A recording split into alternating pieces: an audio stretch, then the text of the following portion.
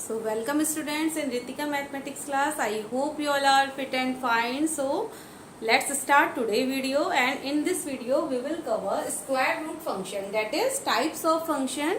Now we are going to start types of functions. Functions different types के होते हैं, तो हम हर वीडियो में हर एक डिफरेंट फंक्शन को समझेंगे और फंक्शन का ग्राफिकल रिप्रेजेंटेशन भी हम यहाँ पर देखेंगे. So let's start. First function is square root function. Square root function को आप इस तरीके से y is equal to under root x, इस तरीके से आप स्क्वायर रूट फंक्शन को रिप्रेजेंट करते हैं. अब आप इसको यहाँ पर समझ लीजिए, यानी कि यहाँ पर इनपुट मशीनरी में हमारा फंक्शन क्या है. हम एक मशीन बना लेते हैं और हमारा यहाँ पर function y is equal to under root x है. अब कुछ इनपुट देंगे तो हमें आउटपुट मिलता है. तो फर्स्ट इनपुट अगर हम यहाँ पर 1 से स्टार्ट करते हैं, तो हमारा अगर x इक्वल्स टू 1 इनपुट है तो y दैट इज y 1 का इनपुट. अगर x इक्वल्स टू 1 हम इनपुट देते हैं तो y यानी कि आउटपुट हमें यहाँ पर 1 मिलता है. नाउ सेकंड साइड से अगर हम यहाँ पर x इक्वल्स टू 4 लेट हम सीधे 4 रखते हैं तो y इक्वल्स टू हमारा यहाँ पर y इक्वल्स टू 2 होगा.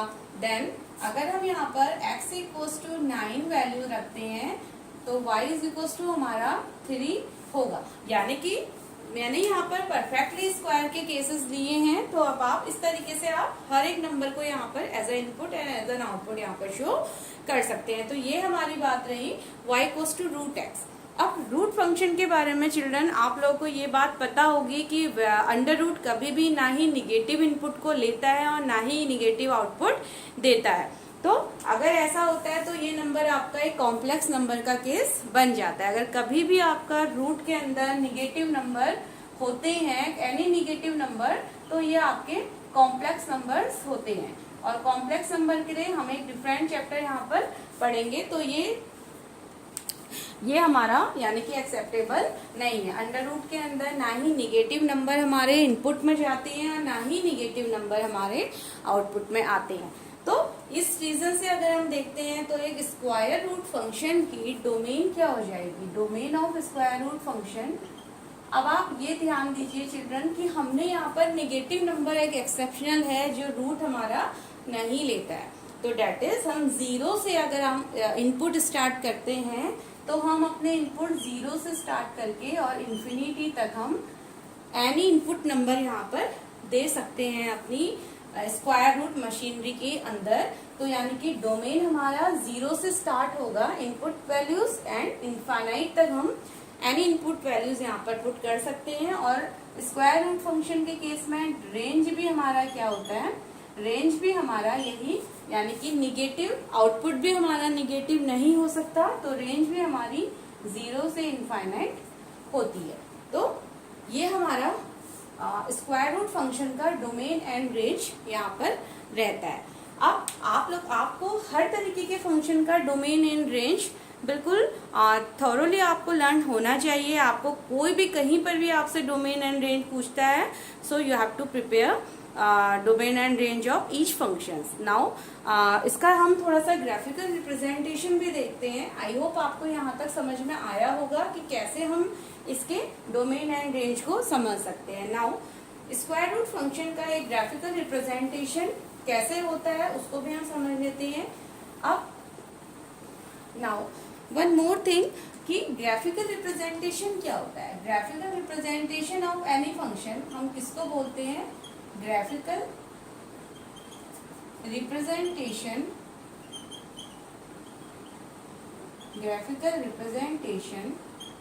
Of any function. Graphical representation of any function means क्या होता है, a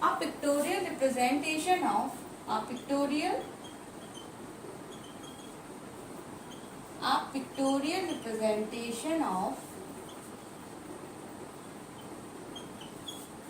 any values of input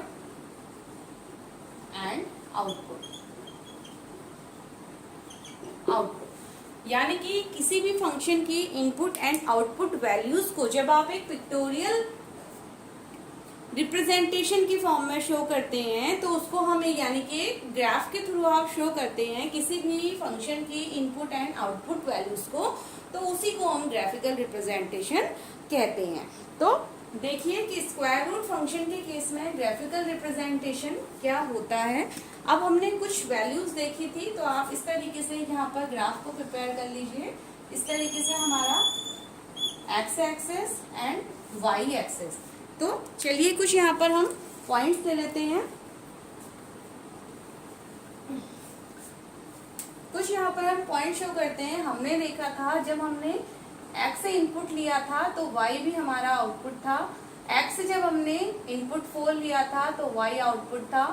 x से हमने जब 9 लिया था तो y हमारा 3 था। तो कुछ इस तरीके के पॉइंट्स हम यहाँ पर लेते रहेंगे तो हमें ये graphical representation square root function का मिलता है। तो यहाँ पर आप हमारा सेंटर, देन 1 2 3 4 5 अप टू 9 तक हम यहाँ पर वैल्यू को पुट कर लेते हैं।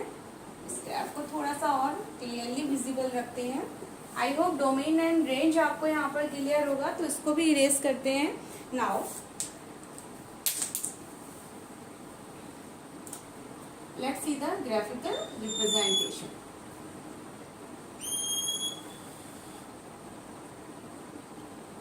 One, okay,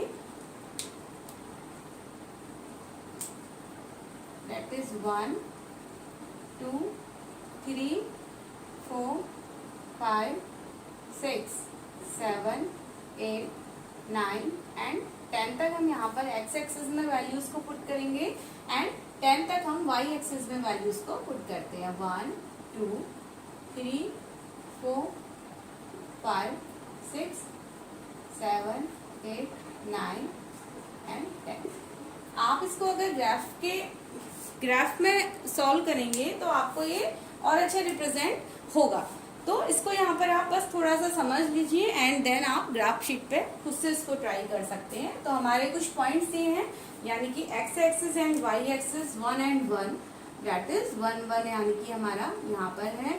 उसके बाद 4 and 2, 4 from x axis and 2 from y axis. तो अगर हम इस तरीके से देखेंगे तो 4 एंड 2 पॉइंट का ग्राफ हमारा यहाँ पर शो होता है। ये हमारा 1 एंड 1 पॉइंट का ग्राफ है। Now 9 and 3, so 9 axis, 3 from y axis and 9 from x axis. So 3 from y and 9 from x axis. तो इस पॉइंट्स को हम थोड़ा सा यहाँ पर लिख लेते हैं। This is 9,3, this point is 4,2, this point is 1,1। अब आप इन पॉइंट्स को आप थोड़ा सा अगर एक दूसरे के साथ ज्वाइन कर दीजिए तो इस तरीके का कुछ हमें ग्राफ मिलता है। आप इसको ग्राफ शीट में जब प्रिपेयर करेंगे तो आपको ये बहुत अच्छे से ग्राफ शीट में पर्टिकुलर मेजरमेंट के साथ आपको ये देखने को मिलेगा। तो कुछ इस तरीके का हमारा एक रफली ग्राफ यहाँ पर इस टाइप्स ऑफ फंक्शन, एक स्क्वायर रूट फंक्शन का एक रफ ग्राफ हमें इस तरीके से देखने को मिलता है। तो आई होप चिल्ड्रन कि in this type of function यानी कि स्क्वायर रूट फंक्शन में आपने स्क्वायर रूट मशीन को समझा है, कैसे हम आउटपुट्स देते हैं और कैसे हमें एक पर्टिकुलर इनपुट के लिए पर्टिकुलर एक आउटपुट हमें मिलते हैं। और जो भी आप यहाँ पर इनपुट पुट करते हैं वही हमारा डोमेन होता है और आउटपुट वैल्यू हमारी रेंज होती है। एंड ग्राफिकल रिप्रेजेंटेशन यानी कि कोई भी pictorial representation from input to and output, उसको हम बोलते हैं graphical representation of any function. And so this is square root function and other function we will understand in next video.